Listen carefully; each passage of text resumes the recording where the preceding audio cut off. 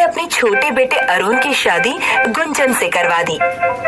शादी के बाद गुंजन देवनारी बनकर ससुराल आई और मंजुला उसकी जेठानी बन गई। मंजुला बहुत मनमौजी थी। वो अपनी देवरानी के सरल स्वभाव का फायदा उठाकर उससे सारे काम करवाने लगी और खुद मन मर्जी करने लगी। गुंजन, मेरी सहेली ना बहुत बीमार है, मैं उससे मिलने जा रही हूँ, घर का काम तुम कर लेना। ठीक है भाभी, आप चिंता मत कीजिए, मैं सारा काम संभाल लूंगी। मंजुला रोज बहाने बनाकर अपनी सहेली के घर जाने लगी, जहाँ पर वो सहेलियों के साथ बैठकर जुआ खेलने लगी। ये मेरी 200 की बाजी। अरे वाह, मैं जीत गई। वाह मंजुला, आज तो तूने सारी बाजी जीत ली, तू तो पक्की खिलाड़ी हो गई है। रोज रोज सहेलियों के साथ जुआ खेलने से मंजुला को जुए की लत लग गई थी। अब वो घर पर अपने पति के बटुए से भी पैसे चुराकर जुआ खेलने लगी। उधर देवरानी गुंजन चुपचाप अकेली घर का सारा काम करती। बहू, घर का सारा काम तो बस तू ही करती दिखती है, मंजुला कहाँ है? माँ जी, भाभी रोज सत्संग में जाती हैं। धीरे धीरे मंजुला जुए में पैसे हारने लगी। मैं फिर से हार गई। अगली बाजी शुरू करो, इस बार मैं जरूर जीतूंगी। मंजुला, अब तुझ पर 5000 रुपए उधार हो चुके हैं। जब तक तू वो पैसे नहीं देगी, हम तुझे नहीं खिलाएंगे। हाँ, बिल्कुल नहीं खिलाएंगे। सहेलियों की बातों से मंजुला परेशान हो गई। जब तक वो पैसे नहीं देगी, कोई उसके साथ नहीं खेलेगा। लेकिन उसके पास पैसे नहीं थे। एक दिन मंजुला ने अपनी सास चारुलता के गले में एक नई सोने की चेन देखी। अगर मैं माँ जी की ये चेन चुरा लूं, तो इसे गिरवी रखकर कम से कम 10-15 बाजी खेल सकती हूँ और फिर पैसे जीतकर ये चेन छुड़ा लूंगी। हाँ, ये सही तरीका है। उसी रात को चारुलता के सोते ही मंजुला ने अपनी सास के गले से चेन उतार ली और अगले दिन फिर बहाना बनाकर अपनी सहेली के घर चली गई। गुंजन, अगर माँ जी पूछे तो उनसे कहना मैं सत्संग में गई हूँ। मंजुला ने सहेली के घर सास की सोने की चेन गिरवी रखकर फिर से जुआ खेलना शुरू किया और बहुत सारी बाजी खेलने के बाद भी वो कुछ नहीं जीत पाई। हे भगवान, मैं ये सोने की चेन भी हार गई। अब मैं क्या करूं?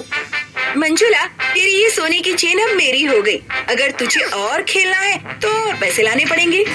मंजुला अब असमंजस में पड़ गई। अब वो पैसे कहाँ से लाएगी? उधर घर पर चारुलता को अपने गले में सोने की चेन गायब दिखी तो उसने सबको इकट्ठा कर लिया और रोने लगी। मेरी सोने की चेन कहाँ गुम गई? कल तक तो मेरे गले में थी। माँ जी, चेन मिल जाएगी, आप चिंता मत कीजिए। इधर मंजुला की जुए की लत उसे परेशान कर रही थी। एक बार कहीं से पैसे मिल जाए तो मैं फिर से पत्ते खेल सकूंगी। मंजुला ने इस बार अपनी सास चारुलता की तिजोरी से पैसे चुराने का मन बनाया। तिजोरी की चाबी माँ जी ने गुंजन को दी है। अगर मैं वो चाबी चुराकर पैसे निकाल लूं, तो कोई मुझ पर शक नहीं करेगा। मंजुला ने रात को गुंजन के कमरे से तिजोरी की चाबी चुराकर उसमें से पैसे चुरा लिए।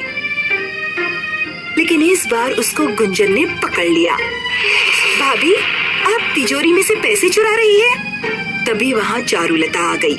सास को सामने देख मंजुला ने सारा इल्जाम गुंजन पर लगा दिया। देखिए माँ जी, आपकी छोटी बहू चोर है। वो आपकी तिजोरी से पैसे चुरा रही थी। सोने की चेन भी इसी ने चुराई होगी। चारुलता को गुंजन पर बहुत गुस्सा आया और उसने गुंजन को माता पिता के घर भेज दिया। दुखी गुंजन बिना कुछ बोले चली गई।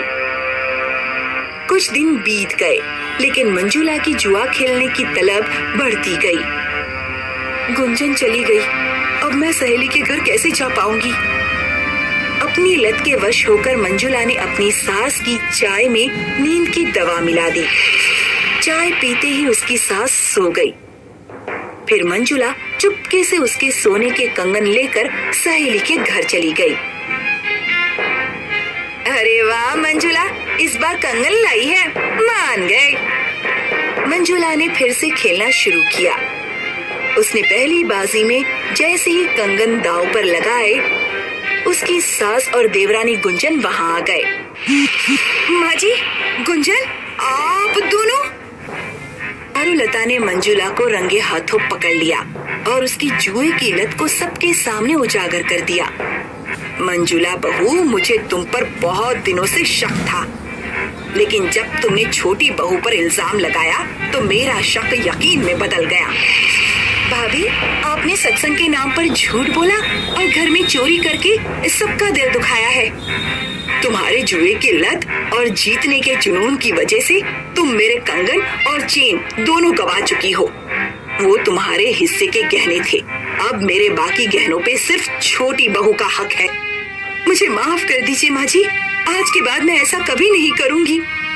हर जुआरी को लगता है कि वो बहुत सारा पैसा जीतेगा, लेकिन अगर एक बार जुए की लत लग जाती है तो बर्बाद कर देती है।